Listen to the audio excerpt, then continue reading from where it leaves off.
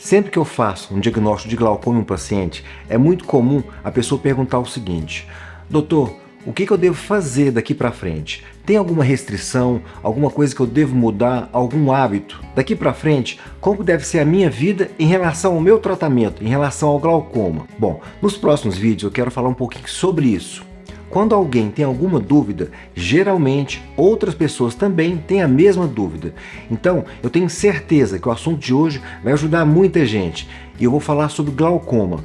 Meu nome é Gilson e eu sou oftalmo aqui em Belo Horizonte.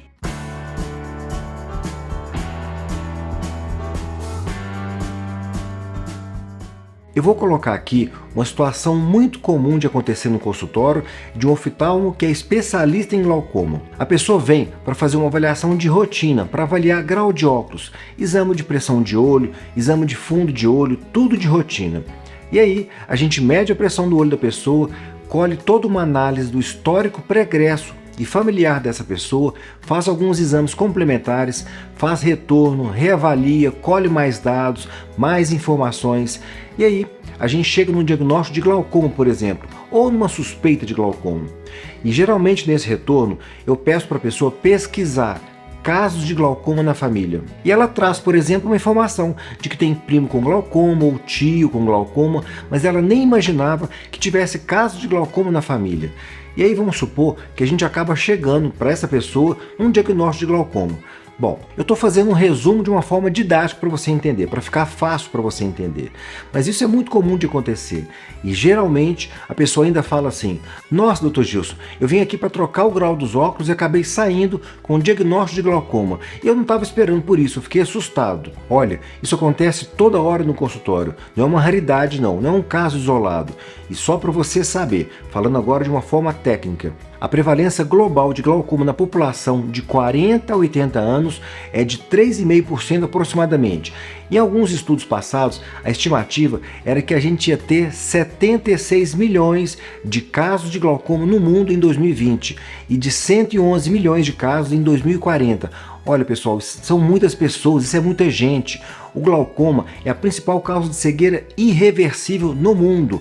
Isso precisa ser divulgado, as pessoas têm que saber disso, as pessoas têm que ter consciência sobre o glaucoma, é um assunto muito sério. E eu costumo falar que se depender de mim, esses vídeos vão chegar em todas as casas onde tiver morando um brasileiro ou alguém que fale português, serve também. E agora, com o Google Tradutor, é para chegar em todas as pessoas do mundo. Precisa existir uma forma de conscientização que sensibilize todas as pessoas, no mundo inteiro. E olha, só para você entender, todos os dias eu converso sobre glaucoma com os meus pacientes. Quem é meu paciente, está assistindo esse vídeo, pode confirmar aqui nos comentários. Eu pergunto para todas as pessoas se elas sabem o que é glaucoma e se tem casos de glaucoma na família. E se a pessoa também tem algum conhecimento sobre esse assunto. E o que eu vou falar agora vai assustar um pouquinho.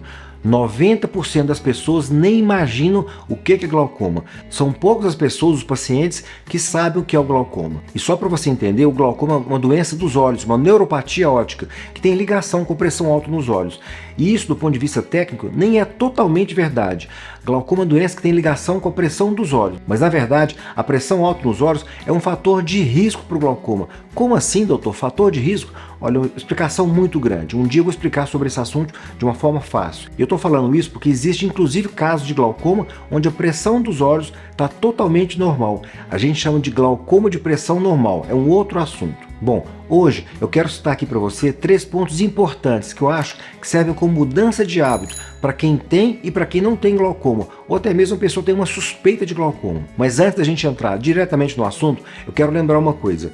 Para quem gostar desses assuntos, eu vou deixar uma aula muito bonita na Hotmart, uma aula bem explicativa sobre isso, mostrando para as pessoas o que a gente deve fazer para ter uma visão saudável por toda a vida. Eu já estou preparando isso já tem um tempo e está ficando um trabalho muito bonito. E também para quem quiser, tem o meu Instagram, tem muito conteúdo já. Eu falo de oftalmologia, saúde, medicina de uma forma geral, tudo focado na prevenção.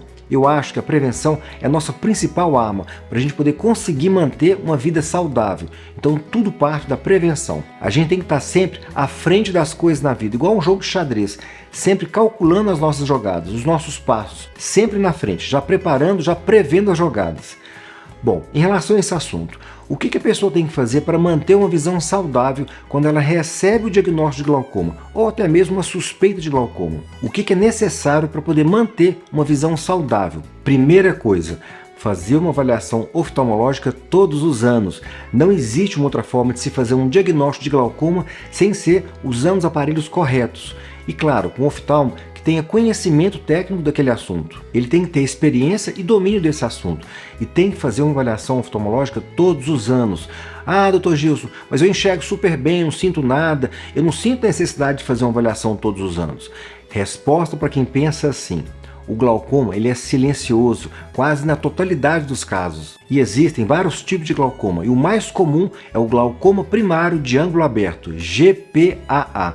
Um tipo de glaucoma completamente silencioso. Então não existe uma outra forma da gente fazer um diagnóstico, da gente detectar a doença, que não seja fazer um exame completo.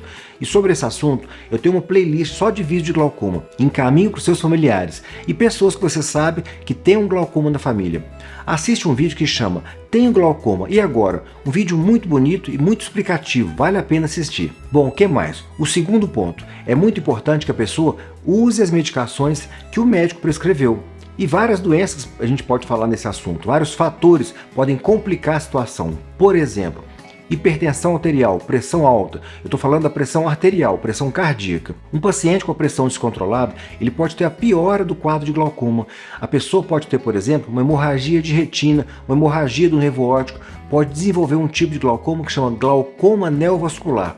Uma situação bem difícil. Enfim, pode acabar desenvolvendo uma situação com um controle mais difícil e mais delicado. E a mesma coisa diabetes. Um paciente diabético descontrolado, ele pode ter várias complicações oculares por causa da glicose alta, ou seja, o paciente que tem outras doenças, além do glaucoma, precisa fazer um controle rigoroso de tudo, para que a pessoa fique estável e saudável ao mesmo tempo. Pressão arterial controlada, glicose boa, colesterol dentro dos limites, triglicérides dentro dos limites, os hormônios da tireoide têm que estar dentro do controle, isso é muito importante, ou seja, a pessoa tem que estar estável do ponto de vista clínico, e isso vai contribuir muito para o tratamento de glaucoma. Tudo bem? Bom, o terceiro ponto que eu quero analisar é em relação à atividade física, e já tem estudo mostrando isso. Fazer atividade física aeróbica contribui para reduzir a pressão intraocular. E como que funciona? O exercício aeróbico de 30 a 45 minutos e de 3 a 4 vezes por semana, ele melhora o fluxo sanguíneo cerebral e o fluxo também dentro do olho. E fazendo isso, acontece uma diminuição da pressão intraocular. E claro, que eu estou colocando aqui de uma forma bem resumida, para você entender. Muito importante é o seguinte, um lado muito bom disso é que esse aumento da atividade física está ligado a uma diminuição da taxa de perda do campo visual no glaucoma, ou seja, isso é excelente, é muito bom, ponto positivo. E um ponto importante também sobre as atividades físicas é que os pacientes sedentários que começam a se exercitar têm uma maior diminuição na pressão intraocular, quando comparado com aqueles que já fazem atividade física. Resumindo, tudo aquilo que for bom para a sua saúde geral vai ser bom para o tratamento de glaucoma. Agora um detalhe, atividades físicas que envolvem levantamento de muito peso, onde acontece a manobra de Valsalva, em caso de glaucoma avançado pode ser prejudicial, pode ser negativo. Esse efeito é temporário, mas pode acontecer. E para quem não sabe, Valsalva é aquela manobra que a gente prende a respiração para fazer força. Exemplo, na hora de fazer um supino com muito peso, muita força, e a pessoa acaba prendendo a respiração, ela acaba realizando essa manobra de Valsalva. Então, é importante conversar com o seu oftalmo sobre atividade física. Outros exemplos, yoga, posição que a cabeça fica abaixo da linha do coração.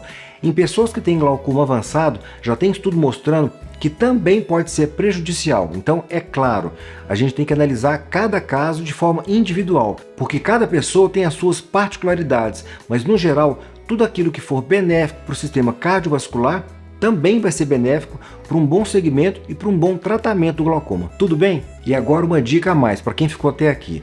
Quem tem glaucoma e precisa usar colírio todos os dias, ou um colírio ou 2 colírios, ou às vezes até mais, tem que usar de forma correta. Existe uma técnica para isso. E assiste o vídeo que eu falo sobre esse assunto. Eu explico de forma fácil, uma forma fácil e simples, como que deve ser feito.